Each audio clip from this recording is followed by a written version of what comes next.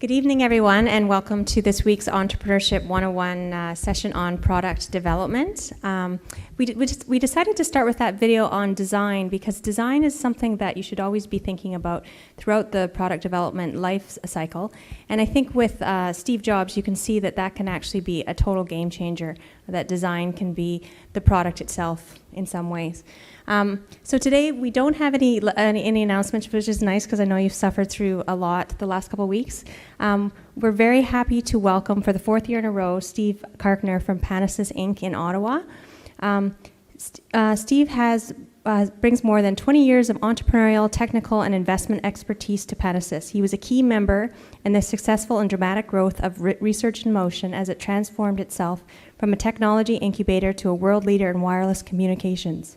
Steve is also an active angel investor with significant investments in several technology startups. His company, Panisys, does product development in a wide range of industries, and he's worked with I would say probably hundreds, but he says dozens, of products from throughout their life cycle of development. So it is my honor to welcome Steve to the podium. Thank you. And I'll start off by letting you know that I have laryngitis today, so I will do my best to talk through this. Actually, my voice is sounding not as bad as I thought. The microphone's really helping. So if I cough a lot, you'll know why. So what I want to talk today about is product development. And I think most of you here, I hope, are here because you have a desire to be an entrepreneur or to find out more about entrepreneurship. And product design is just one piece of that, right? It's one piece of the whole continuum of what you need to do in business. And my focus today really is about how to take that idea that's somewhere in your head and somehow get it out into the world, into a real thing. And you can't do that alone, very rarely. You're not going to be able to do that alone. You're going to need to enlist the help of others. And so a lot of this presentation today is about communication. It's about what steps do you follow to take that amazing idea that's in your head and get it out in a way that other people can help you and other people can row in the same direction, because the better you articulate your goal, the better you take that big V vision, right? You're the big visionaries. The better you take that big vision and communicate it to a team, the better that team is going to be able to actually work with you to develop on your vision. One of the things I want to start with, because this is my fourth year doing it, and I'm using sort of the same presentation I've been using, which is not a bad thing, but I just want to make sure if you have any notes or suggestions, stuff you'd like to see, please contact me. I would be happy to take your comments. I don't think I've ever had a comment on the presentation, so I'd be happy to take them. She already went through my background. You guys, you don't need to see that.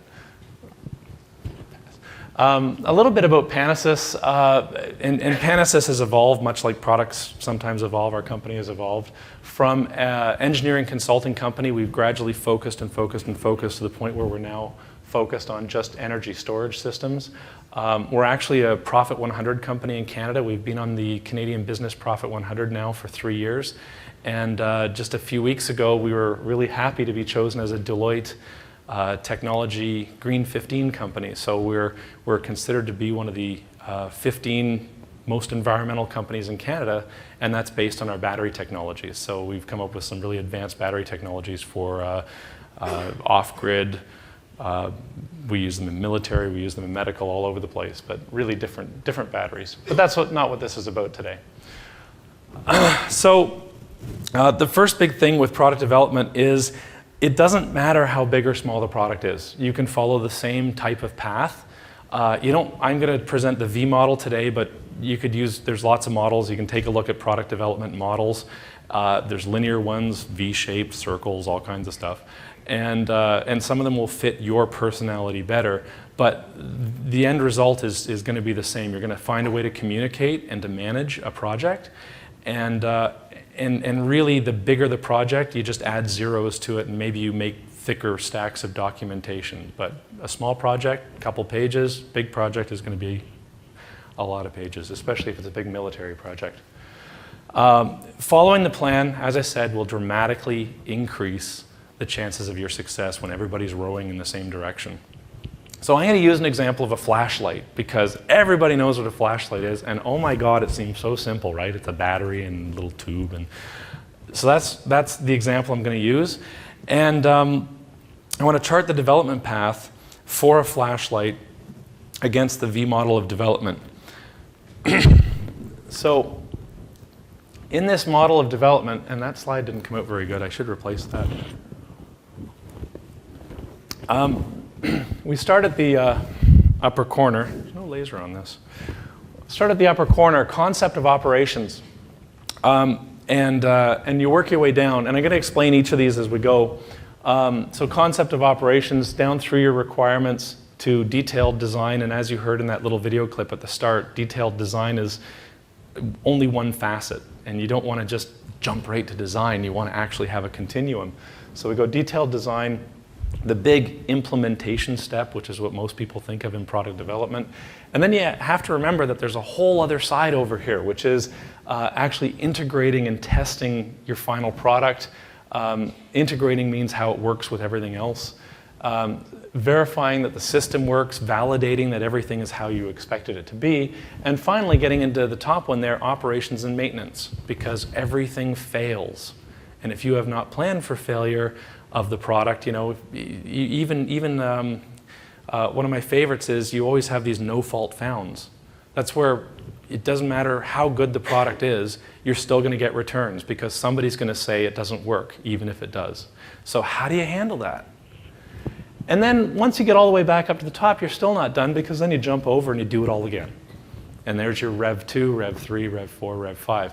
A real important point, though, is to make sure that you actually do go through the loop. You don't short circuit the loop, which is what engineers love to do, myself included, is to engineer really, really, really, really fast and never actually release anything. So go through the loop. Make some sales. For God's sake, make some money, even if it's not a perfect product. We've seen companies that love to release imperfect products, but they still make money. So what is the concept of operations? It is the idea behind what you are trying to do. And a good example there is to consider, sorry,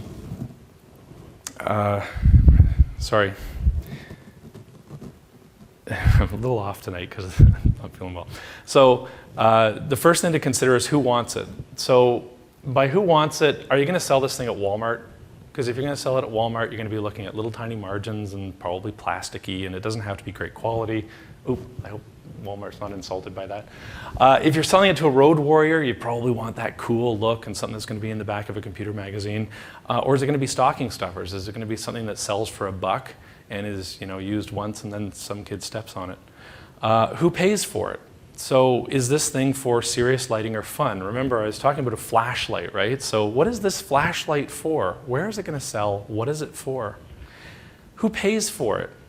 There's actually a difference in how you design that product depending on whether it's being paid for by a consumer, by an industrial purchaser, or by the government. You're going to design it a little bit differently because each of those groups has different needs and different wants. And finally, what is your capability in the area? And that's really important to understand because, again, you can't do everything. And if you try, you probably won't succeed as well as you could if you focused on your strengths. So what is your capability? And you end up deciding on your product. So here, for sake of argument, let's say that you're designing a flashlight for road warriors. You're going to target serious lighting, but you're still going to sell it to consumers. And your capability is you're the big V visionary, so you're going to be the designer.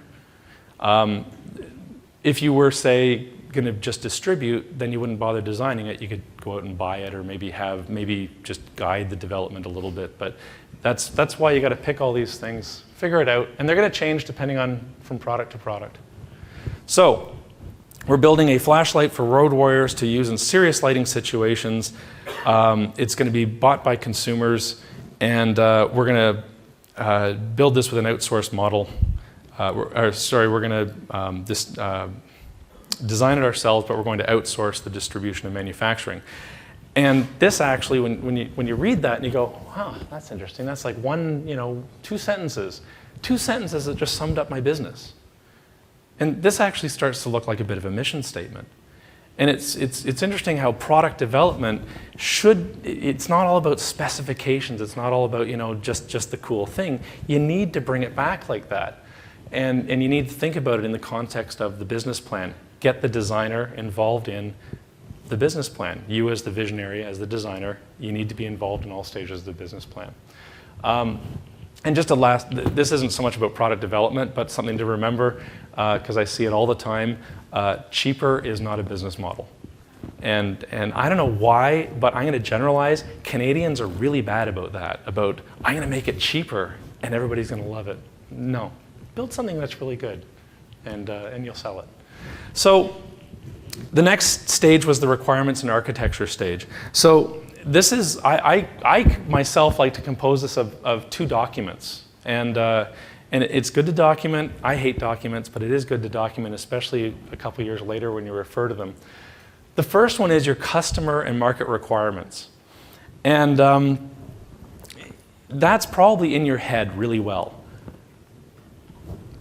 At least it should be in your head, because if you don't know your market, you don't know what your customers want, you're going to have a really hard time designing a product for them. And that's, somebody designs a new skiing, a new ski boot, but they've never skied. I mean, you can hear it doesn't make sense. So you've got them in your head, but all the people who are going to be working with you don't necessarily know the customer. So how are you going to communicate to your team what the customer wants? Get that stuff out of your head about the customer, get it onto paper, and that'll also allow people to help you as well, and they can put their ideas into it. You can even show it to customers. Hey, is this what you want? You don't want to show them a technical specification, because they're going to look at all the numbers, and it's not a good way to engage them. Your customer marketing requirements document is the thing that tells them, goes back to that flashlight thing. What do you want? What do you want it to do? Not numbers. The customer requirements then leads into functional requirements. And the functional requirements is where you start to break it down a little further. And I'm going to go into these into even more detail. Functional requirements leads to your product and engineering spec.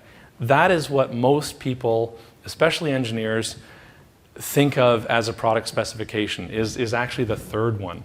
And a lot of people start with the third one. Don't start there. That should flow naturally from what the customer wants. Otherwise, you're going to tell the customer what you want from an engineering point of view, and chances are you're going to give them something that's technically cool and doesn't sell worth a shit. And then finally at the end, how are you going to test it? You've got this great customer idea, this great functional idea, this great product engineering spec. The last one is, how do you test and make sure that you've actually done what you said you would do? The issues you find in the design phase will sometimes change the technical specifications. Something breaks, so you say we need to make it stronger, but it should not change the customer or the functional requirements. If you get that far down in your development process and you realize that you made a mistake in what the customer wants, you're kind of screwed. You got a long way to go back at that point. So here's a good example. I love this one. What does the road warrior want? Really bright flashlight, right? If you focus, really, really, really, really bright flashlight, you end up with the thing on the left. It's a really bright flashlight, but it completely misses what the customer wants, right? This is maybe more what the road warrior consumer wants. So how do we make sure that that's what they get, not that thing over there? So let's consider. We want durable, lightweight. Those are driven by the road warrior, right? So this is our customer spec now. I'm not saying how durable and how light. I'm just saying durable and lightweight because it's a road warrior. We want a nice, bright, even light, good battery life. Remember, this is serious road warriors. They shouldn't be left without light. Okay, fair enough, because it's not a stocking stuffer. And price is a consideration, but let's face it, the guys who are buying this thing, it's not a stocking stuffer, so it can be a few extra bucks. People are going to drop the money if they think it's useful. So a good place to add our special sauce is a desire to be one or two of the best things in that line. So you want to say, oh, a good example here. So we want to say we're going to be the smallest, or the lightest, or the brightest. And you see this a lot where companies will come out and they won't try to be everything. They won't say we are the smallest and the lightest and the longest battery life and the brightest, and because you can't do it. And eventually you lose credibility. But if you focus on one or two things, you build that nice vertical market in that space, and you become well known for that particular thing. Maglite is a good example. Maglite, everybody thinks of Maglite as rugged, really, really, really, really rugged flashlight. I don't think anybody really cares how well the batteries last in them. Excuse me. And also, this is a good place to consider those competitive comparisons, because you do have competitors. Everybody has competitors. And how are you going to make people buy your product instead of your competitor's product? And again, please don't sell it on cost. Sell it on something that the consumers want.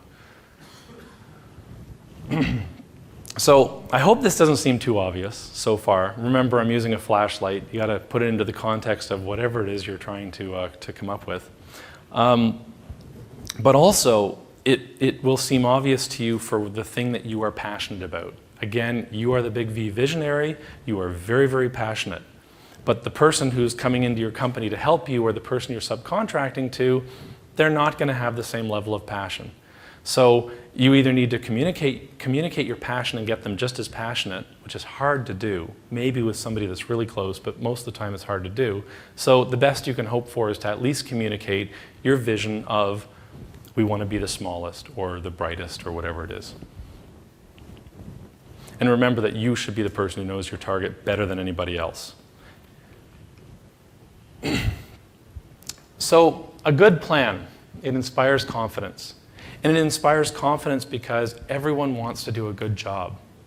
And again, it may sound obvious, but you'd be surprised how often people in your team don't understand how to prove they're doing a good job.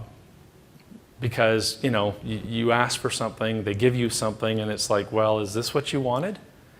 It provides your team with such a great feeling of accomplishment when you say, I need this flashlight to hit this weight target, because that makes us the smallest or the lightest. And now your team can feel really empowered because they took your vision and they delivered on your vision, and it's measurable. They love that.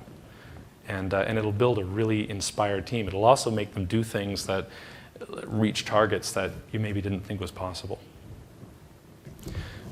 And it's so cool when you overhear them talking, and they're talking and they're communicating your vision. And I've run into that. I love it. I love to hear, hey, we've got the best battery in the whole world. Yeah, we do. Good. Glad you guys feel that way, because that's what I was hoping. So next, how do we measure that? So again, here we go. It's lightweight. What is lightweight? So we say we're going to have a flashlight that's less than 50 grams. Give them a stretch goal. Less than 50 grams, stretch goal is 40. And this is going to prevent featureitis, right? It prevents saying, we're going to make it the lightest and the brightest and define what it is you want and what it needs to be. Because you could go out and you could say, I want it to be 10 grams. If 10 grams is impossible, you're going to have frustrated staff, and you're going to have really weird things going on, like, okay, we'll use this strange battery that nobody's ever heard of and can't buy, but hey, it's light and it meets the goal. So reasonable goals, stretch goals, and do it for all the different parameters that you need. These should be mapping back all the time, mapping back to that customer requirement document. And I don't think I'll go through these. We don't have time for all that.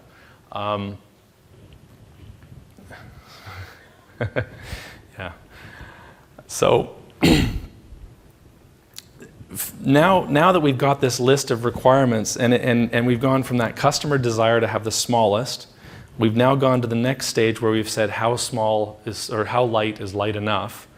Now we finally get into the product engineering spec, where we say how. We've identified our weight target. How do we get there?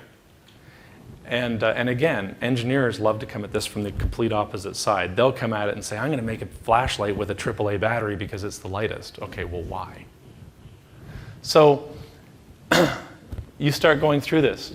How are we going to achieve our weight requirement? We're going to use maybe AAA batteries instead of AA. But we have to consider, does it impact other market requirements?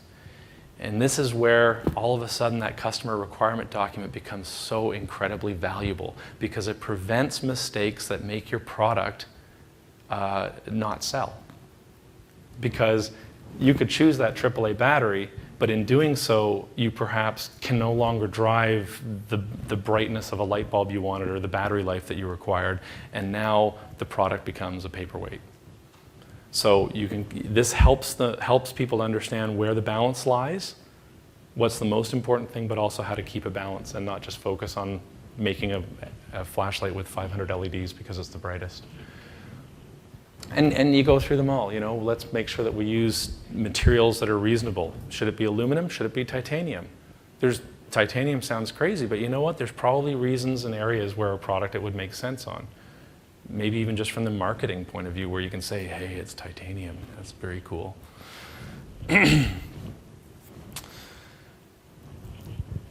Next, test and verification specs. And again, by the way, you don't have to worry too much about finding these exact names. Again, if you go online, there's lots of different examples of the V model and the different specifications that you would need. These also don't have to be separate documents.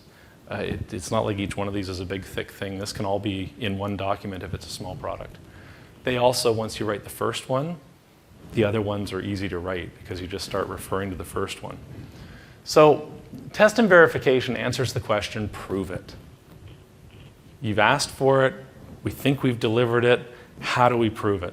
And there might be a few things that are really hard to prove. Industrial design is a great example. How do you prove that something is sexy? That's a toughie. Maybe use your marketing groups or something. But most of the things that you're going to do are actually testable. So how do we test it? So simple. For weight, weigh it.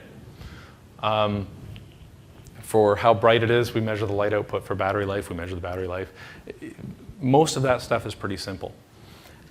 So simple, again, that people will often forget about it. They'll say, it's okay, we'll just go through the product spec and that'll tell us. It's very useful to write a separate checklist. If you write this as a separate list, it allows you to put things like tolerances. You want to think about, okay, your light output is this much, but what's a reasonable tolerance to put around that? Is it okay if it's a little brighter? Is it okay if it's a little dimmer? How much dimmer? How much dimmer can it go and still meet your customer requirements? How much dimmer can it go before your flashlight gets a reputation for being kind of crappy because it's not as bright as you said it would be? So that's going to focus on proving that the design does what you wanted, but it's also useful in production. So you don't necessarily use it for every single product that comes off the assembly line, but you're going to start using it for things like spot testing. So a good test plan, you come back to it years from now. And assuming your product has a lifespan of years, you're going to come back to it. And you'll be surprised when you do, because you'll look at it and go, wow, that's really neat. I actually put tolerances on that. Look at that. I was thinking. And it's useful because the person who wrote that may not have been you, especially the technical one. You probably would write the customer one, maybe even the engineering one, but did you write the test one? And so when you come back a couple years from now, this thing becomes incredibly important for things like supplier evaluations. Are your suppliers shortchanging you? Because you know what? When they deliver that first thing to you, they're going to do everything they can to make sure that that's the perfect product. 6 months from now, they're going to try and cut costs. Sorry, it's a way of life. What about new suppliers? A cheaper supplier comes through the door. As soon as you're successful, you're going to have a lineup of people outside your office saying, oh, you need LEDs? I got cheap LEDs right here, lots of them. Well, that test plan gives you the ability to say, sure, I'll evaluate your product. And I can evaluate your product head to head against the product I've already got because I know exactly what I need. And it also helps with obsolescence. And I've seen obsolescence bring successful companies absolutely to their knees. Military contracts shipping hundreds of, single products worth hundreds of thousands of dollars brought to their knees because of a 15-cent capacitor. So how do you deal with obsolescence? You can't just go out and say, oh, that part went obsolete, this one should work. You need to actually say, this one should work, I plugged it in, I ran it through my test and verification plan again, here's the results, see, the product is still fine. You're going to need that if you're shipping big volumes. Even companies like Walmart, you might think that they wouldn't have that kind of quality system. They do, and they check. There's also a lot of government requirements on safety, on emissions, things like that, where if you do any change, you have to prove that the product is equivalent. So it's very important. It's probably one of the most important and one of the most overlooked pieces of information is that test and verification plan.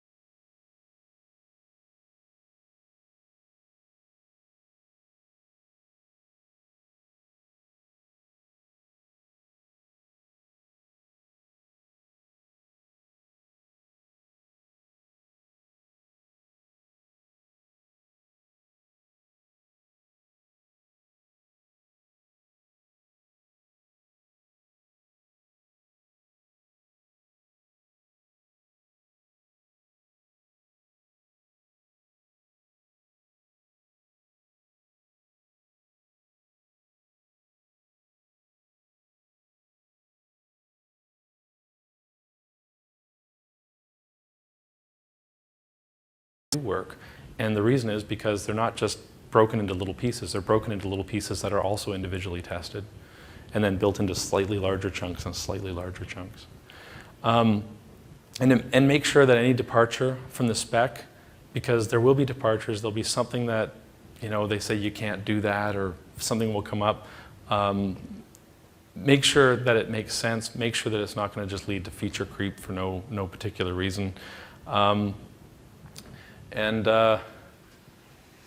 make sure that any of the changes that you ask for especially are documented into why you did it. Because when you go to that, say, machine shop and you say, oh, could you just move that a little bit? They may not tell you right away, but you'll see the invoice later. One of the tactics I like for keeping track of changes, because change happens, there's really nothing you can do about it. Simple, this is just a spreadsheet. I mean, you can get all kinds of really cool systems for it, but I just like spreadsheets. And I make these spreadsheets available to our staff, our subcontractors, and our customers. I mean, I don't necessarily send it out to them, but if they ever call in with an issue, it goes into the spreadsheet. And what we do over here is we number everything. It's the first side there. And we give it a description. So the first one says, customer specification does not explain what charge enable signal is used for, or if it can be ignored. We plan to ignore it. This is real, by the way. This is taken right out of one of our projects. And say, what revision level and whatever it happened on, which is pretty straightforward. We categorize it to who needs to worry about it, so it's an electrical thing. And then how fixed or suggested fix. So that wouldn't be filled in until somebody fixed it, and we'd have this guy over here flagged as red. So this is being clarified. The signal is an absolute requirement. Second microprocessor had to be added to handle one wire, yes, and we closed it off. This is really cool. You get these huge long spreadsheets, and before you do a new release, we go back to the spreadsheet just one last time. We go back to the spreadsheet and we look, is anything red? Is there anything we haven't closed? And it's amazing how many times we'll go back and go, oh, right, we had, a customer complain about this, or there was, something out of alignment, and it's great. You go back, you catch all those things, you make sure everything is closed in green, and then you release your next revision, or your fix, or whatever it is. It also provides, again, a great place to refer back to when somebody looks at the customer spec or they look at the design spec and they say, wait a sec, the product doesn't match. Look at the design tracker. That may have the reason why it didn't quite match up, because it was changed. It was changed for a reason, and the reason is there. Integration, test, and verification. So this is where we collect everything together. And this is underestimated, especially I've found by people who when we were a design company, people who would come to us and ask us to design things, we would put in charges for integration, test, and verification, and almost invariably the customers would say, why are you charging that? Once you've designed it and built it, it works. And the budget that I put in for this is usually the same amount as we charge for designing. And I don't do that just to make a quick buck. It's because it actually takes that long. If you are expecting it to take you 3 to 6 months to design and build a prototype, you should be budgeting 3 to 6 months to test and integrate, because that is where you're going to find the little bugs and have to go back and correct stuff. You're going to find gotchas. You may even have a couple revisions turn in there. So, and you want to do it right. Because if you gloss over it quick, you end up shipping the product too early, way too early. This is where you've got a great opportunity to get out the obvious bugs. There will still be lots of bugs. Your customers will still find bugs. It will still come back. But this is where you're going to get rid of 90% of them. So then we pull it all in and we start plugging it together. And I hit the back button again. There we go. And it won't work the first time. Very rarely, very rarely.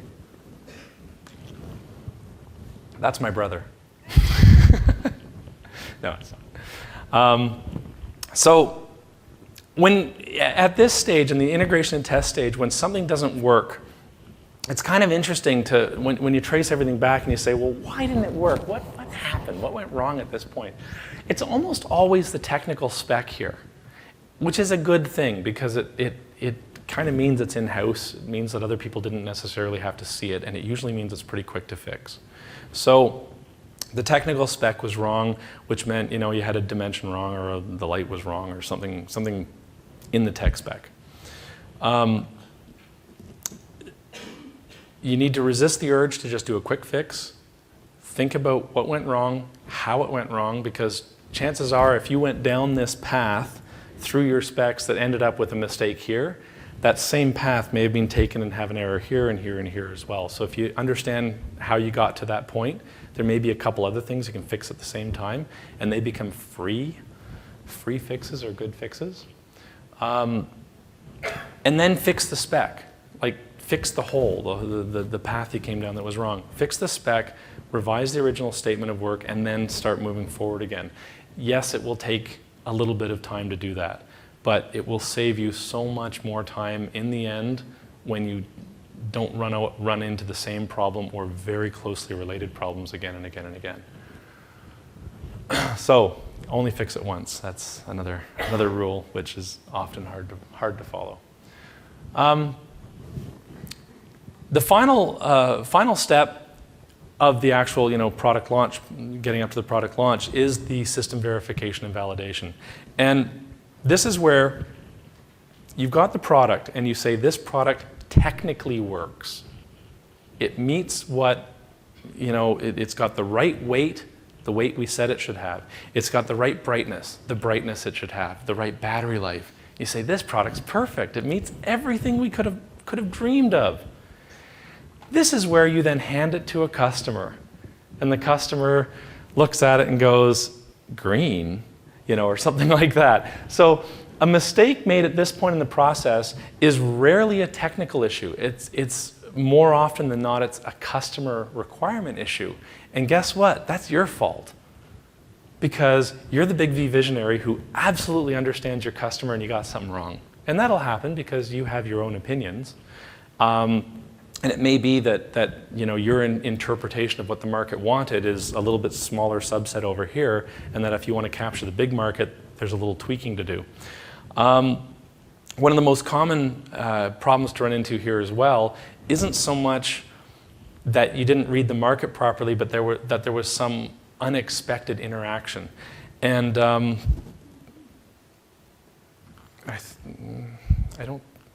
guess took it out. One of the interactions that I've seen, I'm sure it's in here. Anyway, is with an LED light that a weapons manufacturer was using, and they had decided to change the light on top of the rifle to an LED-based light, and people hated it, and they couldn't figure out why. Because it had all the right specs. They couldn't figure out why their customers didn't like it, and so they did a test, and they had a person at the far end of the room. They'd turn on the light and they'd shine it at the person, and they'd try to figure out what he was holding. Was he holding a gun, or I think it was a gun, or a stick, or a baby?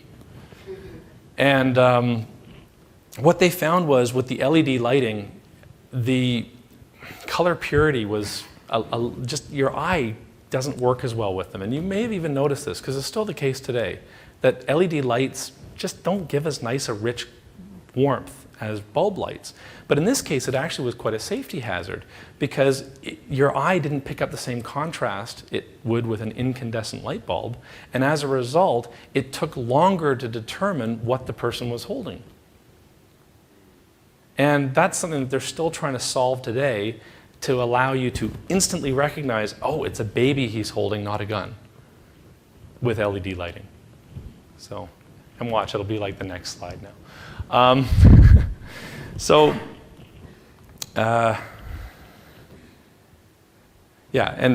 this is really key to making sure that we go back to that original system verification plan. We go through it and we make sure that every single customer and functional requirement is met, because they do get missed.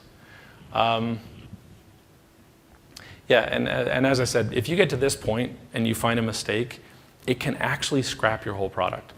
And that example with the gun was a great example, where you look at it and go, well, there's nothing I can do about that. Well, maybe there is. There's more research, but certainly that product that's in your hands is never going to sell. Luckily, that doesn't happen too often. Luckily, most of the time, you can fix it.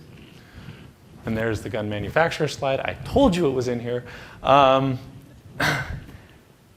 Yeah, so anyway, I already talked about that one. So the next thing, and this is now, we've launched the product, it's out there in the market, people are actually using it, you're holding your breath, waiting for the net 30 to clear so that you can put the money in the bank. And this is where the failures start to come in. And I don't care what the product is. Like I said, you're going to get failures. Even if it's perfect, you're still going to get failures. I remember with a very large electronics manufacturer who I was with, when we released our very first radio product, 70% of our returns were no fault found. 70%, because it was a new paradigm and people just didn't get it. And so, like I say, it could be perfect and you're still going to get product back. Treat it like gold and don't blame the customer. Because when that product came back and it was no fault found, what that told me was our out-of-box experience is wrong. We're miscommunicating, we're missing something. It's not that the customer is stupid, it's not that the customer is using it wrong, it's that we are not communicating properly to the customer. That's if there's no fault found. If there is a fault found, then that's even more serious to make sure that you treat the failure like gold. And that's even if it's a failure that's caused by abuse. If somebody, spilled Coke on it and there's a slot that the Coke goes into and you get a lot of those, then I think your customers drink a lot of Coke and you better make your product more resilient to Coke. Otherwise you're going to get a reputation for, the thing breaks all the time. So really, failures like gold. Prototypes are especially bad for this, where you'll produce 100 of something or 10 of something, and your engineers hand build it, and one of the products comes back and it's failed. And I love this. You always get it's just a fluke. We don't know what's wrong with it, but it's just a fluke. It's not just a fluke. Unless you can go through and do what I do a root cause analysis, I want to know exactly what's wrong with that, because 1 out of 10 is not a fluke, even if it's a prototype. If it's a fluke, you can still find out what it is. Tell me it's a broken pin, tell me it's something else, because when you then produce 100,000 of them and you have 10,000 of them come back, now you're in trouble and now you're bankrupt. So treat every failure like gold. And then you get into operations and maintenance. And again, this is where, as I said at the start, how do you handle those returns? Because if you are the CEO of the company and you've got a couple assemblers over here and a couple engineers over here, and those calls start coming in, they're going to end up on your desk. Or they're going to end up on your engineer's desk. And I've been into several companies where I call them resource bankrupt.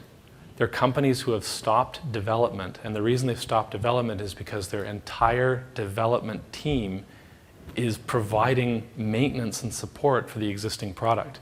You go, what about revision 2? God, we can't even get to it. And before you know it, their customer says, wow, that's a really cool product, but we can do better. And they move faster because they aren't dealing with the phones ringing off the hook. There are places who you can outsource this to. They're not that expensive, and they will actually do your tier 1 and even your tier 2 support, and the only stuff that will ever cause your phone to ring is when there's something really new that they have no idea how to handle. So again, planning stage, make sure you're set up for it.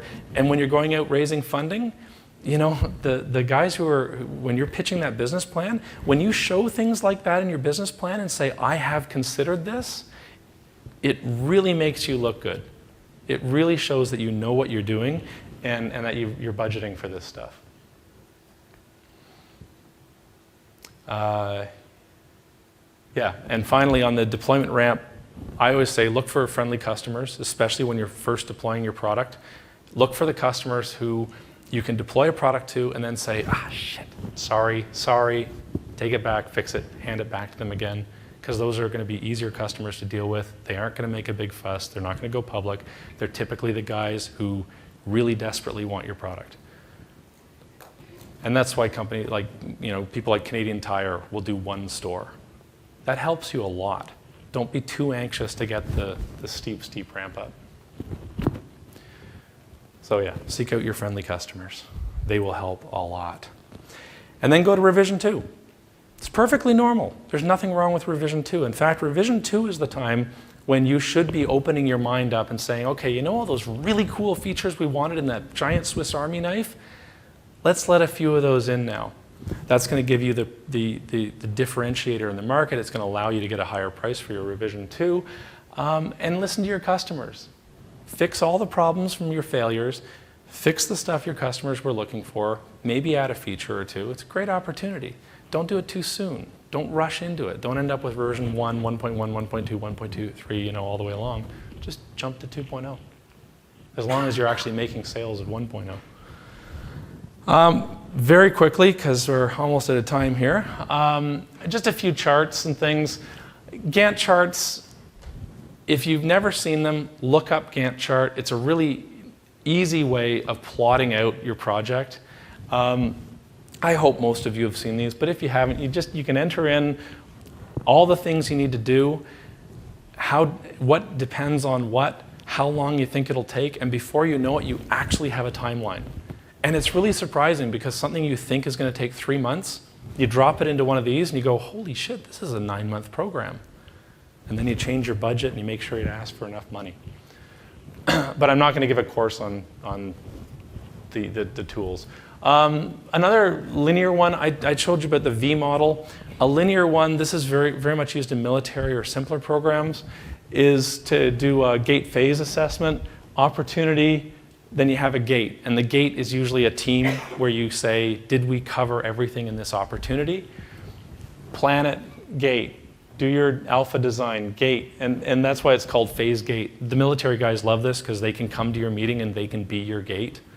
And then you end up in full production. And you can have loop backs and things. But phase gate you'll hear as well. That's probably, between phase gate and V model, you're probably covering 80% of what people are doing out there. And last but not least, and I've mentioned budget a few times, you're not going to beat your budget, even if you're small. There's this perception that, hey, a small company is going to have lower budgets than a big company. It's actually not true, because big companies have people who do the same thing a lot. Usually they have better tools. Your advantage is your vision. Your advantage is your ability to go after those vertical markets.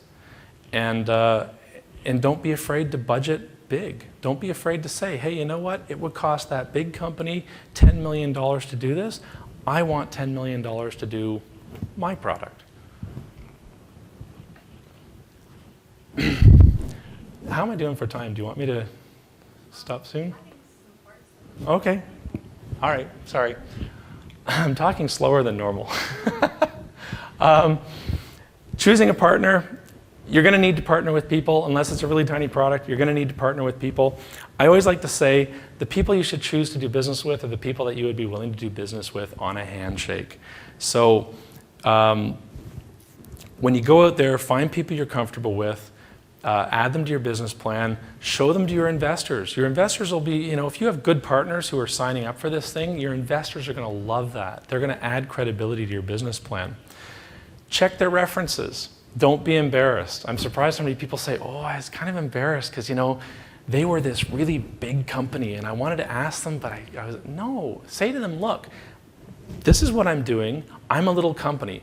Can you give me a reference of the last 2 people that, were my size with my kind of level of complexity? Don't ask them for just a reference. Ask them for a recent reference that's similar to you. Otherwise, they're just going to pull out of their back pocket their standard person, right? Ask for something similar. And you'll be surprised what you hear sometimes. You'll hear, the guy will go, well, maybe it wasn't as good as they thought. And they'll give you hints as well. Make sure to document. Make sure to do this. They'll give you some hints. And be open with the companies you deal with. Treat them fairly. Too often, people will come in and say, we're going to build 1 million of these. Really 1 million? Really? Be upfront. Be honest. If you don't have a lot of cash, tell them you don't have a lot of cash. If you've got it in your mind where you think you need the budget to be, a lot of companies, it's surprising how much they'll actually work with you to say, okay, what you're asking for is $1 million development, but if we did this, this, and this, I think I can get it down into your budget. As I said, do business on a handshake. but always document it. Always make sure you have a good documentation trail. Try and when you're bringing on the contractors, try and have those, customer requirements, try and have your functional specs ready and include them in the contract. This is defining what you're doing. If you just verbally communicate it, who knows when they're done? They don't know when they're done, you don't know when they're done. And you will refer back to that contract, and you'll especially refer back to that contract at the end, because there's going to be miscommunications. There's going to be stuff that they're not sure about. And finally, don't underestimate complexity. And I wanted to put the flashlight up because, in your head it seems simple, but, who designed the light bulb? All those little pieces, each one of those has multiple drawings, specs on finishing, specs on materials. The glass is not going to be made by the same company that makes the tube. What battery is going into it? Have you made sure that the tube is sized to fit all the tolerances of all the different batteries? So even a flashlight requires planning. And that's it.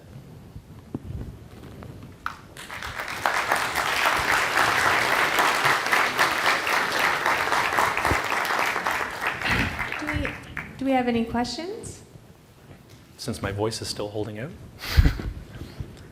We did have one question. I'm not sure if you, from webcasting, I'm not sure if you can answer this, given your expertise in product development, but what would you say the difference between the type of development that you've been talking about is and creating websites or content development?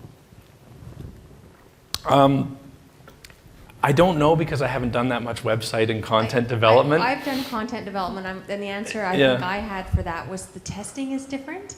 So you would use focus groups, you would ask people and have a beta customer and try stuff out. It might still be the same. But there is still the planning and the project management of it is quite similar.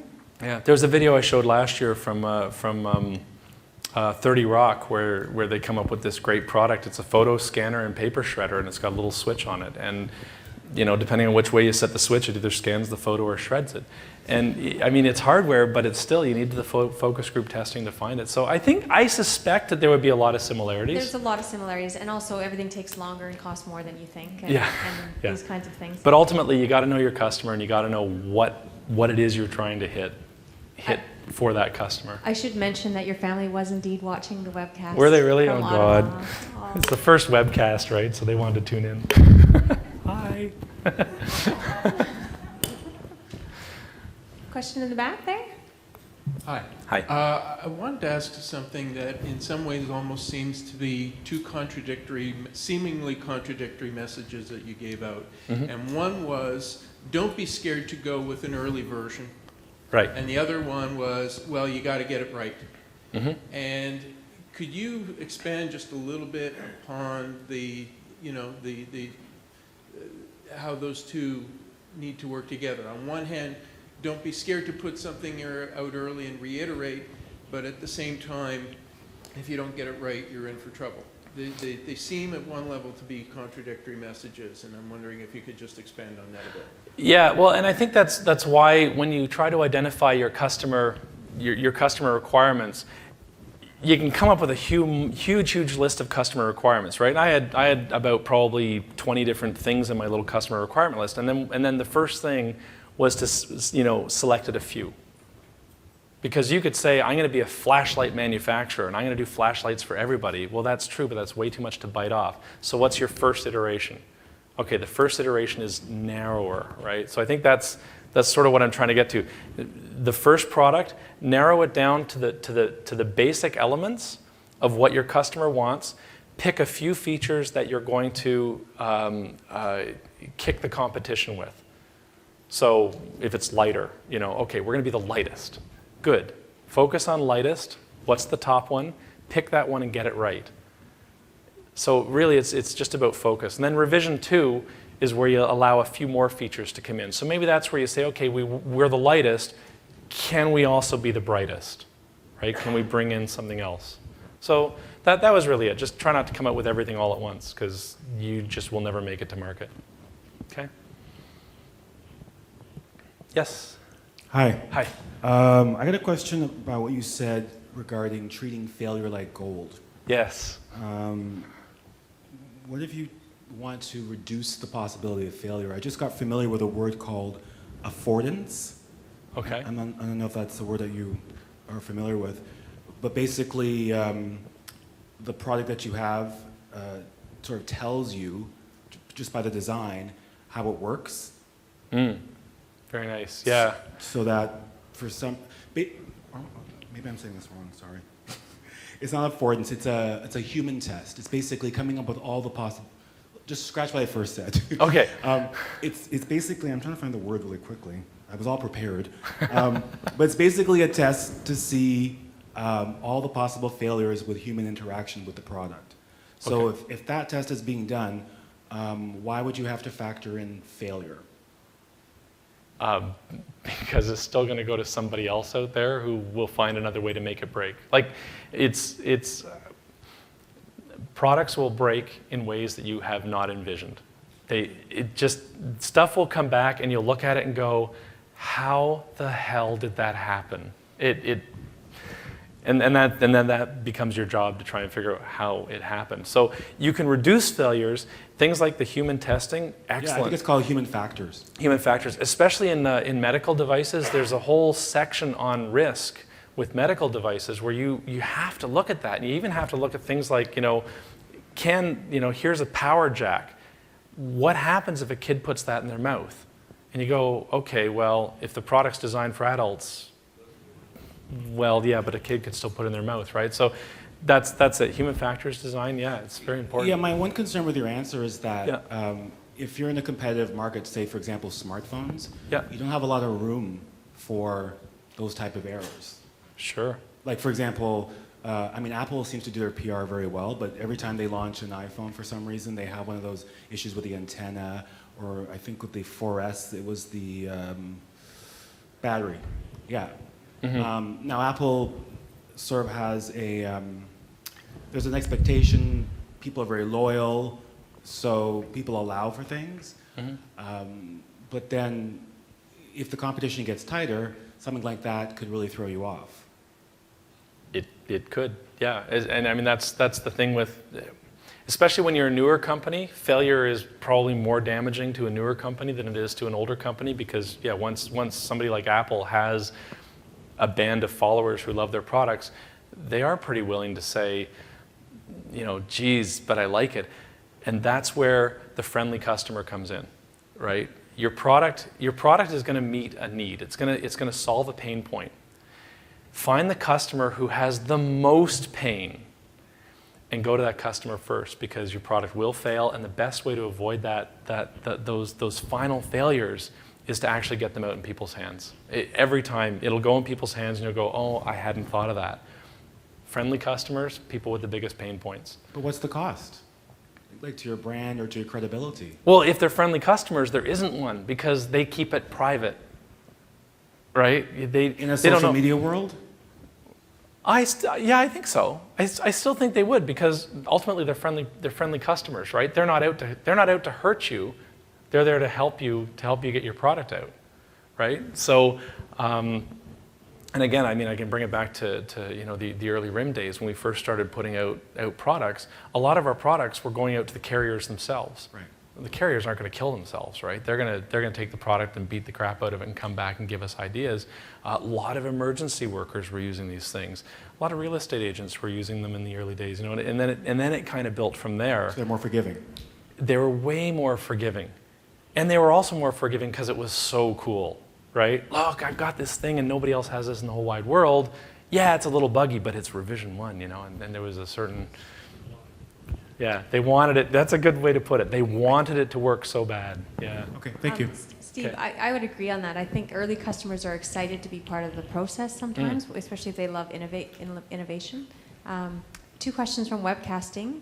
One is, when working with suppliers or developers, how do you handle privacy and NDA issues? And this has actually come up in previous sessions. People are very nervous about sharing information and how do the NDA things work and do people use them? Because some say investors don't. So this person is asking, do suppliers and developers, do you use privacy agreements? That's always a tough issue. Yes, definitely I use NDAs. If I'm really, really concerned about a privacy issue with something, then that's part of the reason I like to break things up. Because if you have 5 different suppliers and each of them is building a piece of something, they don't have all of the tools to take your product. So that's a big advantage to actually breaking it up. Even today, in my company today, we do final assembly in-house and final test because I want to do that. I don't want to give that to somebody else. It gives them too much. But yeah, that's always a problem. It's hard to get around that one, and especially if you say, I'm going to go with the cheapest person, because then who knows where it's going. And another internal conundrum that we have every week is how do you find customers to survey or to test your products on? Yeah. I mean, that's the eternal question, right? I get that almost every year. How do you find the friendly customer? And it's, you know the market, right? You're the big V visionary, you know your market space, find the people with the most pain. The people with the most pain are your friendliest customers. That's the best way to find them. We've actually used Entrepreneurship 101 students when we've tested different things on our website. We offered money and said, hey, will you come and answer some questions about what works on our website and what doesn't. So, I mean, sometimes just reaching out and saying, who you think will use it. Yeah, actually the Government of Canada is doing that right now. If you go on, there's some of their ministry sites, they give you a test. They say, would you mind doing a test for us? And they say, okay, we want you to find, how often garbage pickup is in this municipality. Go. And then you go and you try to find it and you come back and answer the question. That's a really good idea. I know. People always say I was really surprised when I saw that. Websites are impossible, yeah. I didn't do it. I just didn't have that much time. Okay, one last question.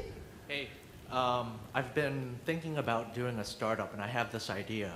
But my question is, how much of my idea should I prototype before first showing it to potential customers and end users?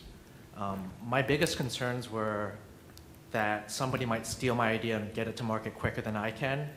And my other concern was if I show an incomplete product, then I'm worried about maybe the feedback won't be very accurate or valuable.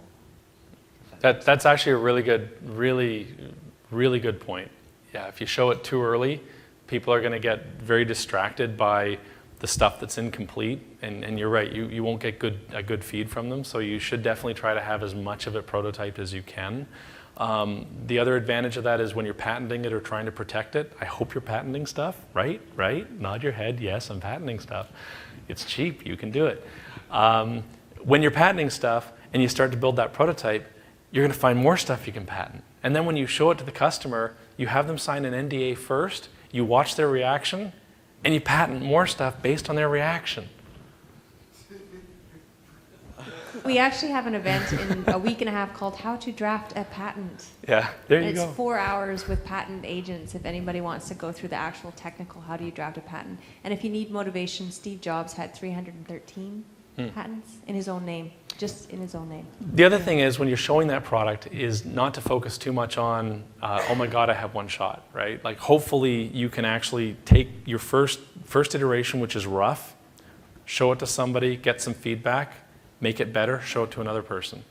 Or maybe go back to the same person, but you don't, if it's somebody, especially if it's somebody friendly, you're not gonna get just one chance, you get more than one chance. However, before you get into the point where you're showing it to investors, you want to make sure it's going to work, because that's a place where you may only get one chance with that particular investor.